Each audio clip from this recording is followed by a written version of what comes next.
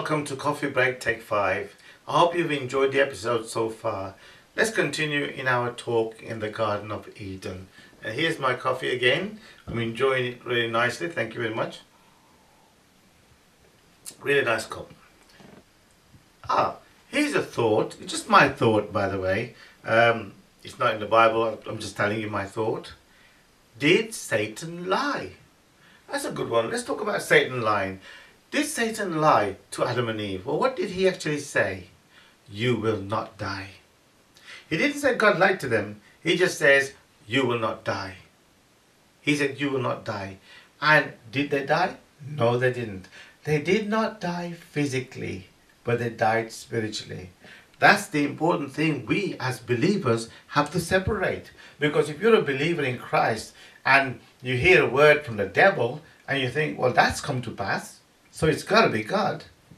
No, it's not. It's not. Some of you might be having dreams. Some of you have visions. And they come to pass. And you think, that's got to be God. Because they came to pass. Not necessarily. You have to try the Spirit. The Bible says, try the Spirit. Until you try the Spirit, it could be the devil. So, when Satan said you will not die, she did not die. Nor did Adam die. Physical death. Here's a difference that you need to understand. Christ talks about the spiritual death. Satan talks about the physical death. So did Satan lie? He did lie. Because he did not go on the level that Christ was on, which is a spiritual level. Hence, that tells you that Satan's believers and false prophets and the Antichrist, they follow the physical world and the literal world. They follow the things of life. They have ceremony. They have all this pomp and one thing another.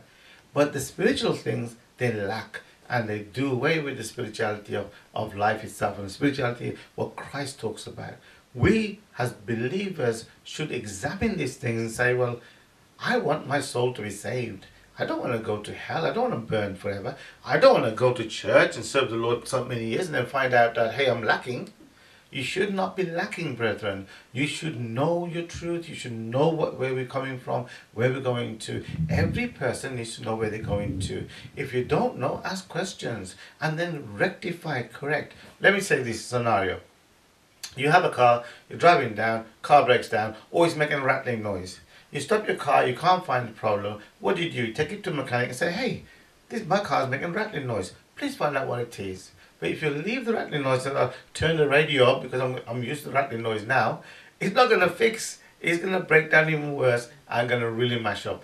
In the same way, your soul is so important. You can't leave certain things just hanging loose and think it'll be all right on the night. It will not be all right.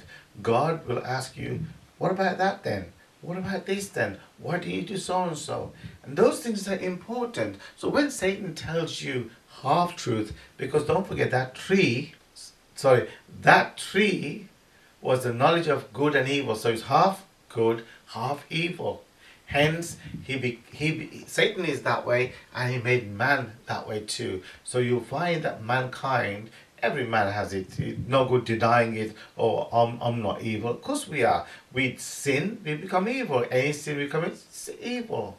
So therefore, we become like the devil because we obeyed his voice. We've done the thing that the devil wants and not obeyed Christ. So get onto the spiritual level and stay there and understand what Christ is telling you.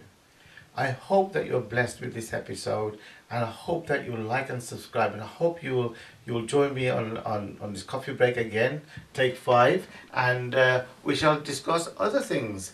Let me see now. How about we talk about what was the fruit on the tree of life in the Garden of Eden? God bless you. Amen.